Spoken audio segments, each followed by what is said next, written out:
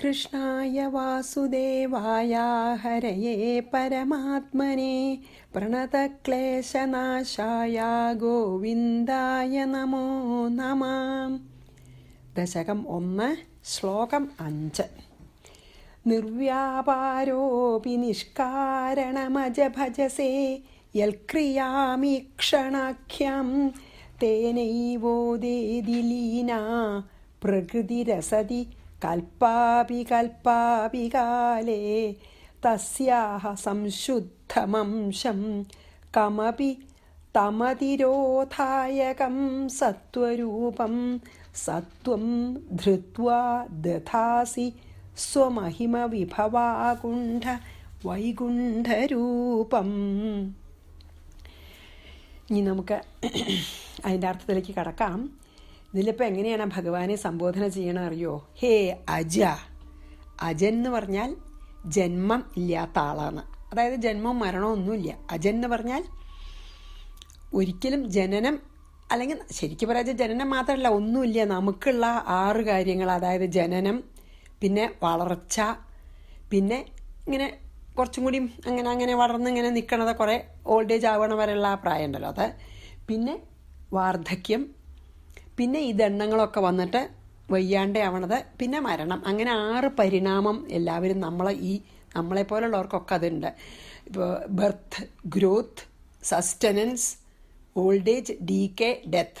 അങ്ങനെയാണ് നമുക്ക് എല്ലാവർക്കും 6 ഇതുണ്ട്. അതൊന്നും ഇല്ലാത്ത ആളാണ് ഭഗവാൻ. അതുകൊണ്ടാണ് അജൻ എന്ന് പറഞ്ഞത്. ജനനം മാത്രമല്ല, പക്ഷെ ആ വാക്കിൻ്റെ അർത്ഥം ജന്മമില്ലാത്തവൻ മീൻസ് എപ്പോഴും എക്സിസ്റ്റ് ചെയ്യണ ആളെന്നാണ്. അപ്പോൾ ഹേ അജ,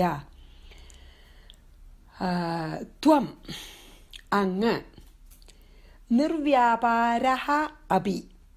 വ്യാപാരം വെച്ചാൽ നമ്മൾ ബിസിനസ് എന്ന് നമുക്കറിയാലോ, അതന്നെയാണ് ഏകദേശം. പക്ഷേ എന്താ വെച്ചാൽ നിർവ്യാപാരം എന്ന് പറഞ്ഞാൽ അങ്ങ് ഒരു ക്രിയകളും അല്ലെങ്കിൽ ഒരാക്ഷനും അങ്ങ് ചെയ്യുന്നില്ല. വെറും സാക്ഷി മാത്രമായിട്ട് നിൽക്കുകയാണ്. ആര്? പരബ്രഹ്മേ, നിർഗുണ പരബ്രഹ്മം. പറഞ്ഞില്ലേ, സത്വ രജസ് തമോ ഗുണങ്ങളൊക്കെ ബിയോണ്ട്, അതീതനായിട്ടുള്ള ആ പരബ്രഹ്മം നിർവ്യാപാരമാണ്. ഒരു ആക്ഷനും ചെയ്യുന്നില്ല, ഒരു വ്യാപാരം, ഒരു ബിസിനസ് അങ്ങ് ചെയ്യുന്നില്ല, അവിടെ നിൽക്കുകയാണ്. അങ്ങനെയാണെങ്കിലും ഈ പ്രളയമൊക്കെ കഴിഞ്ഞിട്ട് അതിനെയാണ് പറയുന്നത് ഈക്ഷണാഖ്യം. ഈക്ഷണം പറഞ്ഞാൽ നോക്കുക എന്നേ ഉള്ളൂ. ശരിക്കും ഒരൊറ്റ പ്രാവശ്യം ഇങ്ങനെ നോക്കണേനാണ് ഈക്ഷണം. അതായത് ഈ മായയെ പിന്നെന്താണ് പ്രേരിപ്പിക്കാൻ വേണ്ടിയിട്ടാണ്. മായയെ പിന്നെ സൃഷ്ടിക്ക് വേണ്ടിയിട്ട്, മായയോട് റെഡിയാവാൻ വേണ്ടി പറയാൻ വേണ്ടിയിട്ടാണ് ഇത് നോക്കണത്. അത് ഞാൻ എക്സ്പ്ലെയിൻ ചെയ്യുമ്പോൾ കുറച്ചുകൂടി പറയാം. അപ്പോൾ ഈക്ഷണാഖ്യം എന്ന് പറഞ്ഞാൽ ഒരു നോട്ടം കൊണ്ട്, ഈക്ഷണം എന്നാണ് ഇതിന് പറയുക, ഭഗവാൻ മായയെ നോക്കണേന് ഈക്ഷണം. അപ്പോൾ ഒരു നോട്ടം കൊണ്ട് ക്രിയാം ചാൽ ആക്ഷനെ, പ്രവൃത്തിയെ, ഭജസേ ഇതി, ആ ഒരു നോട്ടം, ഒന്നും ചെയ്യാണ്ടിരിക്കുന്ന ആൾ നോക്കിയാൽ അതൊരു പ്രവൃത്തി ആയില്ലോ, അതൊരു ആക്ഷൻ ആയില്ലോ. സ്വതവേ സാക്ഷി മാത്രമായിട്ടിരിക്കണ ഒരു ശക്തിയാണ്. പക്ഷേ ഈ മായ ഒന്ന് ആക്ച്വലി പ്രേരിപ്പിക്കുന്നുണ്ട്. ജസ്റ്റ് പെർസ്വേഡ് മായ. ആ പെർസ്വേഡ് ചെയ്യണത് അല്ലെങ്കിൽ പ്രേരിപ്പിക്കുന്നത് ഒരു ആക്ഷനാണ്. അപ്പോൾ അങ്ങനെ ഒരു ചെറിയ പ്രവൃത്തി അപ്പം ചെയ്യും. എന്നിട്ടോ ഭജസേ ഇതി, അങ്ങനൊരു പ്രവൃത്തി ചെയ്യണു. ഭജസേ ഇതി എന്ന് പറഞ്ഞാൽ അങ്ങനെ ഒരു പ്രവൃത്തി അവനവൻ ചെയ്യണു, സ്വീകരിക്കണു. തേന ഏവ, എന്നിട്ട് അതുകൊണ്ട് തന്നെ ലീന. അപ്പം മായ, ഈ ഇളകാണ്ട മായ, ഈ വലിയ പ്രളയം വരുമ്പോൾ എല്ലാം ഭഗവാനിൽ ലയിക്കുമല്ലോ. ബ്രഹ്മാവടക്കം, ബ്രഹ്മലോകമടക്കം എല്ലാം ലയിക്കും. അപ്പം മായയും കാലവും ഒക്കെ ലയിക്കുക. അപ്പം മായ ഒന്നും ചെയ്യാതെ ഭഗവാനിൽ ഇങ്ങനെ ഡിസോൾവ് ചെയ്തിട്ട് കിടക്കുകയാണ്. നശിച്ചിട്ടേ ഇല്ല, നാശമില്ല, ഡിസ്ട്രോയിഡ് അല്ല. അത് ഭഗവാനിൽ ഡിസോൾവ് ചെയ്തിടക്കുക, ലയിച്ച് കിടക്കുകയാണ്. അപ്പോൾ അതാണ് ലീന. ബ്രഹ്മപ്രളയത്തിൽ, ആ പ്രാകൃത പ്രളയം, ആദ്യത്തെ പ്രളയം കഴിഞ്ഞിട്ട് ഉള്ള ഇതാണ് പറയണത്. അപ്പോൾ ബ്രഹ്മപ്രളയാരംഭത്തിലാണത്. അത് ഭഗവാനിൽ അല്ലെങ്കിൽ ഈ പരബ്രഹ്മ ശക്തിയിൽ ലയിച്ചിരിക്കുകയാണേ. അപ്പോഴാണ് ഭഗവാന് എന്നാ ഇനി എൻ്റെ കളി ലീല തുടങ്ങിക്കളയാം, മായയെ പ്രേരിപ്പിച്ചാലേ, മായയെ പെർസ്വേഡ് ചെയ്താലേ ഈ യൂണിവേഴ്സ്, പ്രപഞ്ചം സൃഷ്ടിക്കാൻ പറ്റുള്ളൂ. മായയിലല്ലേ ഗുണങ്ങൾ, സത്വം രജവും തമവും. അതിൻ്റെ ബാലൻസ് തെറ്റുമ്പോഴാണൊക്കെ ഇന്നലെ പറഞ്ഞില്ലേ. അപ്പം ആ ബാലൻസ് തെറ്റിക്കണമെങ്കിൽ മായ ഉണരണം. മായ ഇപ്പം ഇതിൽ ഡിസോൾവ് ചെയ്ത് കിടക്കുകയാണ്. അങ്ങനെ മായയെ പെർസ്വേഡ് ചെയ്യാൻ അല്ലെങ്കിൽ പ്രേരിപ്പിക്കാനാണ് ഭഗവാൻ നോക്കണത്. അവനവൻ്റെ ഉള്ളിൽ തന്നെ ലയിച്ച് കിടക്കണ മായയിലേക്ക് നോക്കുക. അതാണ് ഈക്ഷണം എന്ന് പറഞ്ഞത്. അപ്പോൾ ലീന വെച്ചാൽ അവനവൻ്റെ ഉള്ളിൽ ഡിസോൾവ് ചെയ്ത് ലയിച്ചിരിക്കണതിലേക്ക്. അസതി കൽപ്പ, അതുകൊണ്ട് മായ ഇല്ലാത്ത പോലെ തോന്നും ആ സമയത്തെ. ഒന്നുമില്ല, ഭഗവാൻ ലയിച്ച് കിടക്കുക. അപ്പം മായ ഉണ്ടെന്ന് തന്നെ അറിയില്ല. അസതി കൽപ്പ അബീന്നാണ്, അതായത് ഇല്ലാതെ അസത്യമാണെന്ന് തോന്നുന്നത്, അതായത് ഇല്ല, എക്സിസ്റ്റ് ചെയ്യണില്ല മായ എന്ന് തോന്നും. അങ്ങനെ ഇരിക്കണ പ്രകൃതിച്ച മായ. അസതികൽപ്പ അഭി പ്രകൃതി, അതായത് ഇല്ല, മായയുടെ ശക്തി ഒന്നും ഇപ്പോൾ എവിടെയും നടക്കണില്ല എന്ന് തോന്നിക്കുന്ന, അല്ലെങ്കിൽ മായ ഇല്ല, കാരണം ഡിസോൾവ് ചെയ്ത് കിടക്കുകയാണ്. ഇപ്പോൾ ഉപ്പ് വെള്ളത്തിൽ ഡിസോൾവ് ചെയ്താൽ ഉപ്പുണ്ടോയെന്ന് അറിയില്ലല്ലോ, സ്വാദ് നോക്കിയാലല്ലേ അറിയുള്ളൂ. അതുപോലെ മായ ലയിച്ച് കിടക്കുകയാണ്. അപ്പോൾ ആ മായ ഇല്ല എന്ന് തോന്നും. അസതികൽപ്പ അഭിച്ചാൽ അസത്യമാണെന്ന് തോന്നും. പിന്നെയോ കൽപ്പാദികാലേ, പ്രളയം അവസാനിച്ചപ്പോൾ ആ ആദ്യത്തെ സൃഷ്ടിക്ക് വേണ്ടിയിട്ടാണ് ഈ ഈക്ഷണം ചെയ്യണതേ, ഭഗവാൻ നോക്കണതേ. അവനവൻ്റെ ഉള്ളിൽ കിടക്കണ മായ നോക്കും. അപ്പം എന്താ ചെയ്യണത്? മായ ഉദിക്കുന്നു. അതായത് മായ ശരിക്കും പറയാച്ചാൽ ആജിറ്റേറ്റഡ് ആവണു എന്നാണ്. ഇളകാണ്ട കിടക്കുകയാണ് മായേ. അത് ആജിറ്റേറ്റഡ് ആവും, അല്ലെങ്കിൽ പ്രകാശിക്കണു, ഉദിക്കണു എന്നൊക്കെ പറയാം. അല്ലെങ്കിൽ ആക്ഷൻ തുടങ്ങാൻ ഭാവിക്കണു എന്ന് പറയാം. സൃഷ്ടിക്ക് വേണ്ടി റെഡിയാവണു. പിന്നെയോ സ്വമഹിമ വിഭവാകുണ്ഠ. അപ്പോഴോ ഈ ഭഗവാൻ്റെല്ലോ, ഈ പരബ്രഹ്മമായിട്ടുള്ള ബ്രഹ്മ എന്താ? അവനോൻ്റെ ശക്തി, മഹിമ, സ്വമഹിമ, സ്വന്തം ശക്തി കൊണ്ട്, ശക്തി വൈഭവം കൊണ്ട്, സ്വമഹിമ വിഭവാകുണ്ഠ, അതായത് സ്വന്തം വൈഭവം കൊണ്ട് ഒരു തടസ്സവും ഇല്ലാതെ, ഹേ വൈകുണ്ഠ, അതായത് ഒരു കുണ്ഠിതവും അല്ലെങ്കിൽ ഒരു ലേസിനെസ്സും ഇല്ലാത്ത, കുണ്ഠിതം വെച്ചാൽ ഇവിടെ ലേസിനെസ് എന്നോ മാന്ദ്യം എന്നൊക്കെയാണ്. അപ്പോൾ ഹേ വൈകുണ്ഠ എന്ന് വിളിക്കുകയാണ്, ആദ്യ സംബോധനയാണ് വൈകുണ്ഠ. എന്താ വൈകുണ്ഠ എന്ന് വിളിക്കാൻ കാരണം? അപ്പോൾ അതുവരെ ഉറങ്ങിക്കിടക്കുകയായിരുന്നു യോഗനിദ്രയിലെ. ആ ഉറക്കത്തിൻ്റെ മാന്ദ്യം, അല്ലെങ്കിൽ ആ അലസത, അല്ലെങ്കിൽ ആ മടി, ലേസിനെസ്സൊക്കെ അങ്ങോട്ട് ഇല്ലാതെ ആയിട്ട് എന്തായി? ഹേ വൈകുണ്ഠ എന്ന് വിളിക്കുക. അതുകൊണ്ടാണ് കാരണം. സഹത്വം. എന്നിട്ട് മായ റെഡി ആയില്ലോ സൃഷ്ടിക്കേ. അപ്പം എന്ത് ചെയ്യും? സംശുദ്ധം. അതിലത്തെ മായയിൽ 3 എണ്ണം പറഞ്ഞുവല്ലോ, സത്വവും രജവും തമവും. അതിലത്തെ സത്വം പരിശുദ്ധാണ്, പ്യുവറാണ്. ആ സംശുദ്ധം അധിരോധായകം, അതായത് ആ സത്വഗുണം മാത്രമാണെങ്കിൽ അതൊന്നിനെയും കവർ ചെയ്യില്ല, ഒരു ചിത്തത്വം ഇല്ല. രജോ ഗുണവും തമോ ഗുണമൊക്കെ ആണെങ്കിൽ പലതിനെയും അത് ബ്ലോക്ക് ചെയ്യും. ഇത് അതിരോധായകം, ഒന്നിനെയും മറക്കണില്ല. സത്വഗുണം മാത്രം ഭഗവാൻ അതിന്ന് ആ മായ ഉണന്നൂലോ. ഉണർന്ന മായെന്ന് സത്വഗുണം മാത്രം, സത്വരൂപം, സത്വഗുണാത്മകം മാത്രമായിട്ട് ആ സത്വഗുണം മാത്രം എടുത്തിട്ട് കംപ്ലീറ്റ് സത്വഗുണം ആയും കൊണ്ട് എന്ത് ചെയ്യും? മുമ്പത്തെ ശ്ലോകത്തിൽ പറഞ്ഞില്ലേ, തസ്യാഹ കമപി അംശം, ആ മായയുടെ ഒരു സത്വഗുണത്തിൻ്റെ ഒരു ചെറിയ അംശം എടുത്തിട്ട്, ആ പ്യുവർ സത്വഗുണത്തിൻ്റെ ഒരു ചെറിയ അംശം എടുത്തിട്ട് ധൃത്വ ചാത എടുത്തിട്ടെന്നാണ്. രൂപം ദധാസി, ഒരു ശരീരം എടുക്കണു, അല്ലെങ്കിൽ ഒരു രൂപത്തിൽ പ്രത്യക്ഷപ്പെടുന്നു. അപ്പം ഞാൻ ഇത് കുറച്ചും കൂടി വിസ്തരിച്ച് പറഞ്ഞു വെച്ചപ്പോൾ നമ്മൾ ആ വാക്കിൻ്റെ ഇങ്ങനെ അർത്ഥം കണ്ടു. ഇത് കുറച്ചും കൂടി മനസ്സിലാവണം വെച്ചാൽ എങ്ങനെ വേണം വെച്ചാൽ, ഈ പിന്നെ വലിയ പ്രളയം വരുമ്പോൾ, അതായത് ബ്രഹ്മാവിന് 100 വയസ്സാവുമ്പോഴാണ് വലിയ പ്രളയം. 300 വയസ്സ് വരെയാണ് ബ്രഹ്മാവിന് ആയുസ്. എല്ലാ ദിവസത്തോ രാത്രിയിലും പ്രളയമുണ്ട്.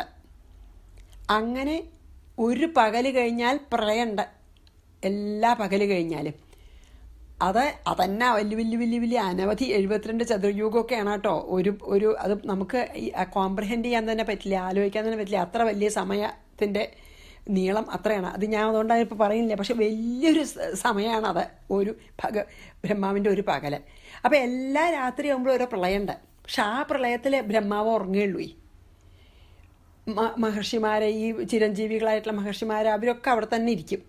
നമ്മുടെ ഈ ഭൂമിയൊക്കെ വെള്ളത്തിൽ പോയി ജയിച്ച് ആദ്യം ഇറങ്ങണമെന്ന് മാത്രം. പക്ഷേ അങ്ങനെയല്ല, ബ്രഹ്മാവിൻ്റെ ആയസ് കഴിഞ്ഞാൽ അതിനാണ് മഹാപ്രളയം അല്ലെങ്കിൽ പ്രാകൃത പ്രളയം എന്നൊക്കെ പറയും. അതിന് അൾട്ടിമേറ്റ് പ്രളയമാണത്. അപ്പോൾ ആ ബ്രഹ്മാവിന് 100 വയസ്സാകുമ്പോൾ അത് ഹോൾ തിങ് എന്തെല്ലാം ഉണ്ടോ ഭഗവാൻ ഒഴിച്ച് അല്ലെങ്കിൽ ആ പരബ്രഹ്മ ഒഴിച്ച് എല്ലാം ഭഗവാനിൽ ലയിക്കും.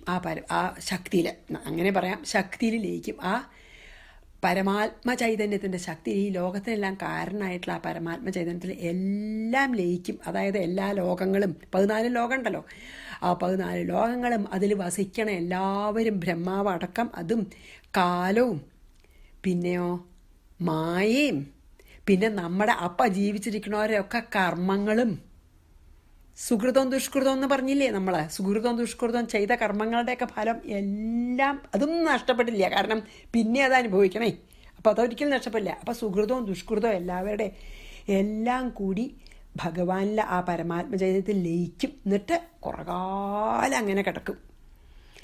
അതാണ് യോഗനിദ്ര എന്ന് പറയണത്. നമ്മളെ യോഗനിദ്രയാണ് ഭഗവാനെ. അത് കഴിഞ്ഞ് കുറേ കഴിയുമ്പോൾ ഈ പരമാത്മചൈതന്യത്തിന് ആദ്യം ഒരു ലീല വേണം തോന്നും. ആ തോന്നുന്ന സമയത്ത് അവനവൻ്റെ ഉള്ളിൽ തന്നെ അലിഞ്ഞു കിടക്കണ മായയിലേക്ക് ഒന്നിങ്ങനെ നോക്കും. അതാണ് ഈക്ഷണം. അപ്പോൾ മായയ്ക്ക് മനസ്സിലാവും, മായയെ പെർസ്വേഡ് ചെയ്യാണ്, സൃഷ്ടികലായി നീട്ടോളൂ പറയണ പോലെയാണ്. അപ്പം എന്താ വെച്ചാൽ മായ ആജിറ്റേറ്റഡ് ആവും. അതുവരെ സത്വഗുണവും രജോ ഗുണവും തമോ ഗുണവും ബാലൻസ് ചെയ്തിട്ട് ഈക്വിലിബ്രിയത്തിലാണ്, ബാലൻസ്ഡാണ്, ഒപ്പാണ് അത് മൂന്നും. അപ്പോൾ ഒരു ടിൽറ്റിങ്ങും ഇല്ല, ഒരു ബാലൻസ് ഒന്നും പോണില്ല. ഭഗവാന്റെ ഈക്ഷണമാകുമ്പോൾ മായ ആജിറ്റേറ്റഡ് ആവും. അതായത് സത്വഗുണവും രജോ ഗുണവും തമോ ഗുണത്തിൻ്റെയൊക്കെ ആ ബാലൻസ് തെറ്റും. അപ്പോൾ പിന്നെ അത് വിസ്തരിച്ച് ഞാൻ ആ സൃഷ്ടി വരുന്നുണ്ട് നമ്മൾ, അതപ്പോൾ പറയാം. പക്ഷേ അപ്പം മായ ഉണർന്നൂലോ. ആ മായ പിന്നെ സൃഷ്ടിക്ക് റെഡിയായി നിൽക്കണ സമയത്താണ് എന്ത്, ഭഗവാൻ അവനവൻ്റെ ശക്തി ഉപയോഗിച്ചിട്ട് മായയുടെ അധീനത്തിലല്ലാതെ, ഹീ ഡസൻറ്റ്, മായയ്ക്ക് അധീനമാവണില്ല, മായയുടെ സ്ലേവായിട്ട്, അല്ലെങ്കിൽ നമ്മളെപ്പോലെ മായ ഭഗവാനെ അഫക്റ്റ് ചെയ്യണില്ല. എന്താ കാരണം? ആ പരമാത്മ ചൈതന്യത്തിൻ്റെ ശക്തി കൊണ്ടാണ്. എങ്കിലും മായയിലേക്ക് ഇറങ്ങി വരും. ഓർ വേറൊരു കത്തിൽ പറയാച്ചാൽ ആ പരമാത്മ ചൈതന്യം അവനവൻ്റെ ശക്തി മുഴുവനും ഉപയോഗിച്ച് മായയുടെ യാതൊരു ഇഫക്റ്റും വരില്ല എന്ന് ഉറപ്പാക്കിയും കൊണ്ട് അവനവൻ്റെ ശക്തി കൊണ്ട് തന്നെ മായയിലത്തെ സത്വഗുണത്തിനെ മാത്രം കുറച്ചെടുത്തിട്ട്, പിന്നെ പറഞ്ഞില്ലേ മറ്റേ ശ്ലോകത്തിലെ ആ സത്വഗുണവും ശുദ്ധ സത്വഗുണം, പ്യുവർ സത്വഗുണം, അതൊന്ന് ലേശം സ്വീകരിച്ചിട്ട് പിന്നെ പഞ്ചഭൂതങ്ങളെയും കർമ്മേന്ദ്രിയങ്ങളെയും ജ്ഞാനേന്ദ്രിയങ്ങളെയും ആ 10 സെൻസസിനെയും മനസ്സിനെയും ഈ 5 എലിമെൻറ്റ്സ് പഞ്ചഭൂതങ്ങളെയും ഉപയോഗിച്ച് ഈ സത്വഗുണം മാത്രം കുറച്ചെടുത്തിട്ട് എന്തു ചെയ്യും, നമ്മൾ ഈ കാണുന്ന ഭഗവാന്റെ ശരീരം സൃഷ്ടിക്കും. ശരീരം സൃഷ്ടിക്കണമെങ്കിൽ എന്തെങ്കിലും ഒരു ഗുണം വേണം, അല്ലെങ്കിൽ ഭഗവാൻ അങ്ങനെ ഒരു ഗുണമില്ലാണ്ട് ആ പരബ്രഹ്മമായിട്ടിരിക്കാനേ പറ്റുള്ളൂ. അപ്പോൾ നമ്മളെപ്പോലെ സാധാരണക്കാർക്ക് പരബ്രഹ്മത്തിനെ ധ്യാനിക്കാനും മനസ്സിലാക്കാനും അത് വിഷമാവുമെന്ന് വിചാരിച്ചിട്ട് ഭഗവാന്റെ കാരുണ്യം കൊണ്ടാണ് ഭഗവാൻ മായയിലേക്ക് ഇറങ്ങി വന്ന. എന്നാലും മായന്ന് വിട്ടിട്ട് നമ്മളെപ്പോലെ അല്ലാതെ, മായയുടെ യാതൊരു ഇഫക്റ്റും ഇല്ലാതെ അതിലത്തെ സത്വഗുണം, പ്യുവർ സത്വഗുണം മാത്രം സ്വീകരിച്ച് ഈ ശരീരം, നമ്മളിന്ന് കാണുന്ന ഭഗവാന്റെ ഈ ശരീരം സ്വീകരിക്കുകയാണ്.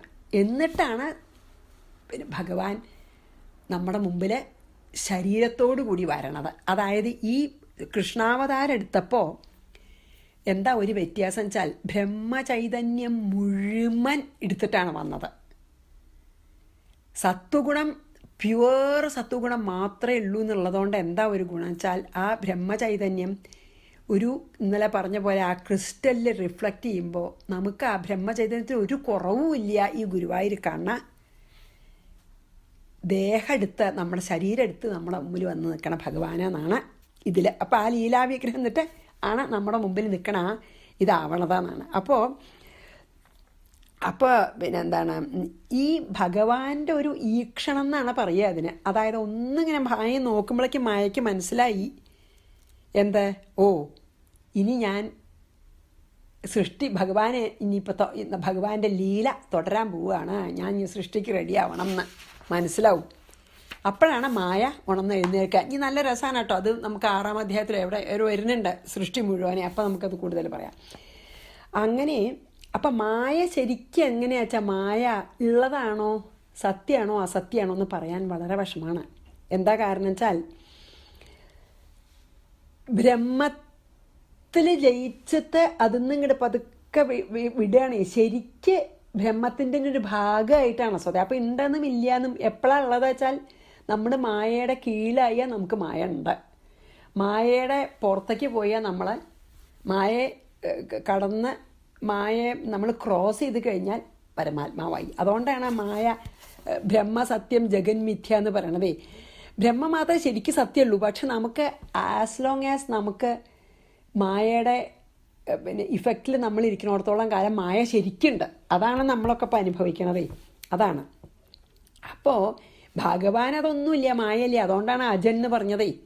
മായയിൽ പെടുന്നവർക്കൊക്കെ ഈ 6 തരത്തിലുള്ള പരിണാമങ്ങളുണ്ട്. ജനനം പറഞ്ഞില്ലേ, കുറച്ച് വലുതായി, പിന്നെ അങ്ങനെ കുറേ കാലം, പിന്നെ ഓൾഡ് ഏജ് ആയി, ദണ്ണം വന്നു, മരിച്ചു. അത് ഭഗവാനില്ല. അതുകൊണ്ടാണ് അജൻ എന്ന് പറഞ്ഞത്. അപ്പം മായ ഭഗവാനെ ബാധിക്കില്ല, ഈവൻ ദോ മായയുടെ സത്വഗുണം കുറച്ചെടുത്തു വെച്ചാലും. പിന്നെ ആ ഒരു ചെറിയ അംശം എടുത്തിട്ടുള്ളൂ, എന്നിട്ട് ആണ് ആ നിർഗുണ ബ്രഹ്മ. അതിന് കാരണമുണ്ട്. ഭഗവാന്റെ കാരുണ്യം ആലോചിച്ചോളൂ, എത്ര നമ്മളോടുള്ള സ്നേഹം കൊണ്ടാണ്. കാരണം സാധാരണക്കാർക്ക് പിന്നെ ജ്ഞാനയോഗമോ അല്ലെങ്കിൽ ഇതൊക്കെ ചെയ്തിട്ട് പരബ്രഹ്മത്തിനെ സാക്ഷാത്കരിക്കണമെങ്കിൽ വളരെ ബുദ്ധിമുട്ടാണെന്ന് വിചാരിച്ചിട്ട് ഭഗവാൻ പരബ്രഹ്മ ചൈതന്യത്തിൻ്റെ എല്ലാ ശക്തിയും എടുത്തും കൊണ്ട് തന്നെ പറഞ്ഞില്ലേ കഴിഞ്ഞ ശ്ലോകത്തിലെ 16 കലകളും. 16 കല എന്ന് പറഞ്ഞാൽ പരിപൂർണമാണ്. ആ പരിപൂർണമായിട്ടുള്ള 16 കലകളുടെയും ശക്തി എടുത്തിട്ട് കുറച്ച് സത്വഗുണം കൂട്ടിയിട്ട് നമ്മളെ അടുത്തേക്ക് വന്നത് നമ്മളോടുള്ള കാരുണ്യം കൊണ്ടാണ്. കാരണം നമുക്ക് ഒരു രൂപം ഉണ്ടെങ്കിൽ, ഒരു ഫോം ഉണ്ടെങ്കിൽ എത്രയോ എളുപ്പമുണ്ട് പ്രാർത്ഥിക്കാൻ. അപ്പോൾ പരബ്രഹ്മം തന്നെയാണ് ഗുരുവായൂർ കാണണം, പിന്നെ ഗുരുവായൂരപ്പൻ. പക്ഷേ രൂപം എടുത്ത് വന്നിരിക്കുകയാണ് നമുക്ക് വേണ്ടിയിട്ടെന്നാണ്. അതായത് പിന്നെന്താണ്, നമ്മളെപ്പോലുള്ള ജീവന്മാർക്ക് ഈ കോമള വിഗ്രഹമായിട്ട് വന്നാൽ പ്രാർത്ഥിക്കാൻ എളുപ്പമുണ്ടല്ലോ എന്ന് വിചാരിച്ചിട്ട് നമ്മളെപ്പോലെ മായയുടെ കീഴിലാണോ ഭഗവാൻ? അല്ലേനും അത്ര ശുദ്ധാണ് ഈ ക്രിസ്റ്റലിൻ്റെ ഉള്ളിലിരിക്കണ പരബ്രഹ്മാണേ. അപ്പം അധികം പ്രകാശിക്കല്ലേ ചെയ്യുക, ആക്ച്വലി ക്രിസ്റ്റലിന് അധികം റിഫ്ലക്റ്റ് ചെയ്യുക.